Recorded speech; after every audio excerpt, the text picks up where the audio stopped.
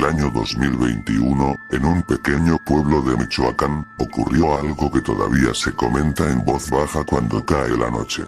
La historia no la escuché en internet. Me la contó directamente quien la vivió. Se llama Arturo. Arturo aceptó cuidar la casa de su tío mientras él viajaba por trabajo. Era una casa antigua, de esas con patio grande, pasillos largos y focos que tardan en encender. Nada fuera de lo normal. O al menos eso pensó la primera noche. Todo comenzó con algo pequeño. A las 11:47, exactamente, la televisión se encendió sola. No fue un corte eléctrico. No fue una falla. Simplemente se encendió. Arturo estaba en la cocina cuando escuchó el sonido. Pensó que había dejado el control mal puesto. La apagó. Se fue a dormir. A las 11:47 del día siguiente, volvió a encenderse. Mismo canal. Mismo volumen. Ahí ya no le pareció tan gracioso. Revisó enchufes. Revisó el control. Incluso le quitó las baterías. Esa noche dejó la televisión desconectada. A las 11:47, se encendió. Pero no estaba conectada. Arturo me juró que sintió un frío extraño en la espalda cuando vio la pantalla iluminando la sala oscura. No había cable. No había corriente. Y lo más curioso, no había señal. Solo una imagen borrosa, y una silueta parada en medio del ruido estático. Pensó que era su imaginación. Se acercó. La silueta no se movía. Pero cuando Arturo dio un paso más, la figura en la pantalla también dio un paso. Ahí sí salió corriendo al patio. Esperó varios minutos antes de regresar. Cuando volvió, la televisión estaba apagada. Al día siguiente llamó a su tío y le contó todo. Hubo un silencio largo al otro lado del teléfono. Su tío le preguntó algo muy específico. ¿Qué pasó a las 11:47? Arturo se quedó helado. Su tío le explicó que hace años, el antiguo dueño de la casa murió sentado frente a esa misma televisión. Los vecinos dijeron que llevaba horas mirando la pantalla apagada. Desde entonces, cada persona que se quedaba sola en esa casa, reportaba lo mismo. 11:47. La televisión. La silueta. Arturo decidió hacer algo antes de irse. Esa noche, a las 11:46, se sentó frente a la televisión apagada. Esperó. Cuando marcó 11:47, la pantalla se encendió. La silueta apareció otra vez. Esta vez no estaba quieta. Parecía más cerca. Arturo reunió valor y dijo en voz alta: «Esta casa no es tuya». La figura inclinó la cabeza. Y la televisión se apagó. Nunca volvió a encenderse sola. Pero Arturo me confesó algo más.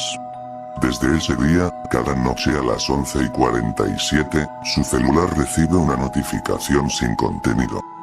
Solo una pantalla en negro. Y su propio reflejo, mirándolo fijamente.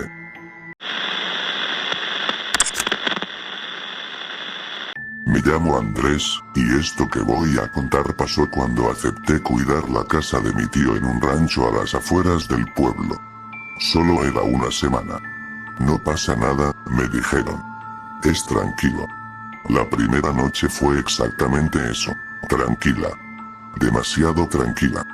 No pasaba un solo carro, no ladraba un perro, no se escuchaba ni el viento. Era un silencio espeso, como si el lugar estuviera contenido, esperando algo. A eso de la 1:30 de la madrugada escuché 3 golpes en la puerta principal. No eran golpes desesperados. Eran lentos. Medidos. Como si quien estuviera afuera supiera que yo estaba ahí. Me quedé congelado en la cama. Pensé que tal vez era algún vecino, aunque el vecino más cercano estaba a varios kilómetros. Me levanté, tomé el celular y caminé hacia la sala. Los golpes se repitieron. 3. Exactamente iguales. Me asomé por la ventana lateral que da hacia la entrada. No había nadie. Ni una silueta. Ni movimiento. Solo el portón de madera y el camino de tierra iluminado por la luna. Y entonces sonaron otra vez. Pero esta vez no venían de la puerta. Venían de la pared, justo detrás de mí. Sentí como se me erizaba la piel. Los golpes ahora eran huecos, como si alguien estuviera tocando desde dentro de la casa. Desde el interior de las paredes. Retrocedí sin darme cuenta. Y en ese momento escuché algo peor. Un susurro. No era claro. No entendí palabras. Pero era una voz. Baja. Arrastrada. Como si alguien estuviera hablando muy cerca de mi oído, pero no había nadie. Encendí todas las luces. Revisé cada cuarto. Cada ventana. Cada cerradura. Todo estaba cerrado desde adentro. Esa noche no dormí. A la mañana siguiente fui con un señor del pueblo que conocía la historia del rancho. Le conté lo de los golpes. No se sorprendió. Solo me miró en silencio y me dijo algo que todavía recuerdo palabra por palabra. Esa casa la construyeron encima de una antigua troje donde encerraban animales enfermos. Dicen que cuando sacrificaban a alguno, los otros golpeaban las paredes intentando salir. Me reí nervioso. No creí en eso. Pensé que era sugestión. Hasta la segunda noche. Porque a la 1:30 exactas, volvieron los 3 golpes. Pero esta vez no me levanté. Me quedé inmóvil en la cama, mirando la puerta de mi cuarto. Y escuché como alguien caminaba por el pasillo. Descalzo. Arrastrando los pies.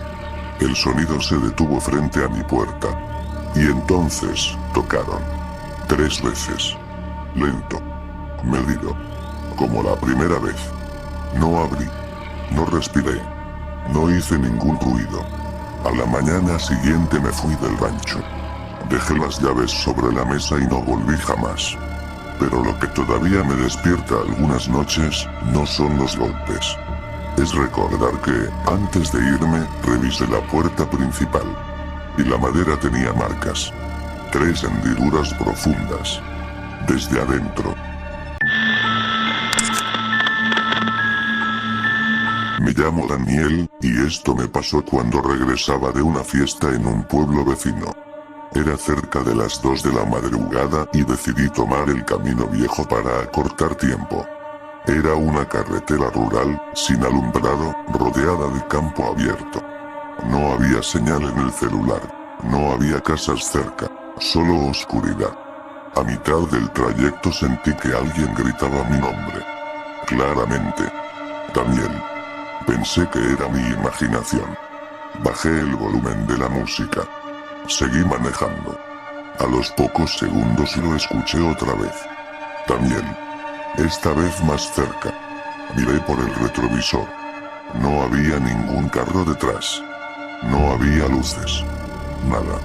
El problema es que la voz no venía de afuera. Venía de adentro del coche. Sentí que el estómago se me hundía. Revisé el asiento trasero por reflejo. Vacío. Intenté convencerme de que era el viento colándose por alguna rendija o el ruido del motor mezclado con el cansancio.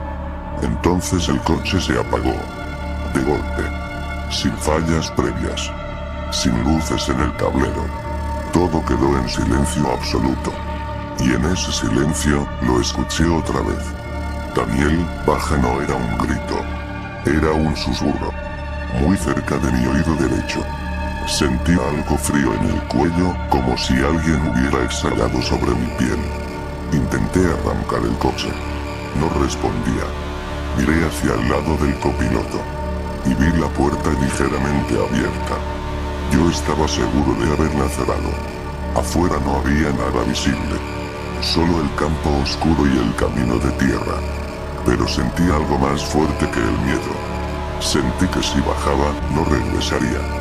No sé cómo, pero el coche encendió de nuevo. Solo. Sin que girara la llave. No dudé. Aceleré sin mirar atrás. Cuando llegué al pueblo, fui directo a casa de mi abuelo. Le conté lo que pasó. Él no se sorprendió. Me preguntó exactamente dónde se me apagó el coche. Le dije el kilómetro aproximado. Se quedó en silencio y luego dijo algo que todavía me cuesta olvidar. Hace años, en ese mismo tramo, desapareció un hombre que regresaba de noche por ese camino. Encontraron su coche detenido a la mitad de la carretera, con la puerta del copiloto abierta. El hombre nunca apareció. Desde entonces, varios conductores dicen que escuchan que los llaman por su nombre cuando pasan por ahí solos. Nunca lo volví a tomar de noche. Pero lo peor no es eso. Lo peor es que, algunas veces, cuando conduzco en silencio, incluso en la ciudad, escucho mi nombre susurrado. Desde el asiento trasero. Y ya no estoy seguro de que aquello se haya quedado en ese camino.